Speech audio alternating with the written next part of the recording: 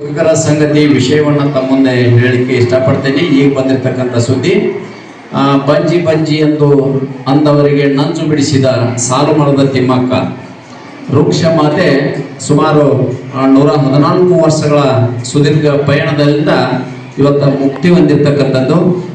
385 ಮರಗಳನ್ನು 4.5 ಕಿಲೋಮೀಟರ್ ದೂರದ ರಸ್ತೆ ಬದಿಯಲ್ಲಿ ಹಚ್ಚಿ ಮಕ್ಕಳಂತೆ ಅವುಗಳನ್ನು ಲಾಲನೆ ಪಾಲನೆ ಪೋಷಣೆಯನ್ನು ಮಾಡಿ ನಮಗೆ ಇವತ್ತು ಕರ್ನಾಟಕದಲ್ಲಿ ಏನಾದರೂ ಪರಿಸರ ಅನ್ನುವಂಥ ಕಾನ್ಸೆಪ್ಟು, ಪರಿಸರ ಅನ್ನುವಂಥ ಒಂದು ಪದ ಬಂತಪ್ಪ ಮೊದಲು ನೆನಪಾಗುವುದು ಒಬ್ಬ ಅನಕ್ಷರಸ್ಥ ಮಹಿಳೆ. ಆದ್ರೂ ಸಹ ಅವಳ ಸಾಮಾಜಿಕ ಕಳಕಳಿ, ಪರಿಸರದ ಒಂದು ಪ್ರೇಮ ಎಷ್ಟಿತ್ತಪ್ಪ ಅಂತಂದ್ರೆ ಇವತ್ತು ದೇಶ ರಾಷ್ಟ್ರಪತಿಯವರಿಗೂ ಸಹ ರಾಷ್ಟ್ರಪತಿಯವರು ಪದ್ಮಶ್ರೀ ಪ್ರಶಸ್ತಿಯನ್ನು ನೀಡಿ ಗೌರವಿಸಿರ್ತಕ್ಕಂಥದ್ದು.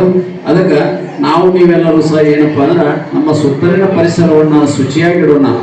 ಆ ದಿಶೆಯಲ್ಲಿ ಇವತ್ತು 1911ರಲ್ಲಿ ಗುಬ್ಬಿಯಲ್ಲಿ ಜನಿಸಿರ್ತಕ್ಕಂಥ ಸಾಲು ಮರದ ತಿಮ್ಮಕ್ಕಳಿಗೆ ಮಕ್ಕಳೆಲ್ಲ ದತ್ತು ಮಗಳ ಉಮೇಶ ಅನ್ನುವಂಥ ಮಗನನ್ನ ದತ್ತನ್ನು ಪಡೆದುಕೊಂಡು ಏನಪ್ಪಾ ಅಂತಂದ್ರೆ ತಮ್ಮ ಜೀವನದ ಪಯಣವನ್ನು ಇವತ್ತ ಅಂತ್ಯಗೊಳಿಸಿರ್ತಕ್ಕಂಥದ್ದು ಬಹಳ ವಿಷಾದಕರವಾಗಿರ್ತಕ್ಕಂಥ ಸಂಗತಿ ಅನ್ನುವಂಥ ಈ ಸಂದರ್ಭದಲ್ಲಿ ಹೇಳ್ತೀನಿ.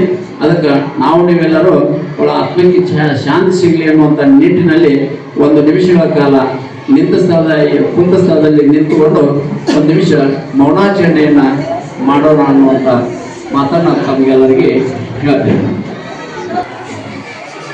ಮೌನಾಚರಣೆ ಆರಂಭ.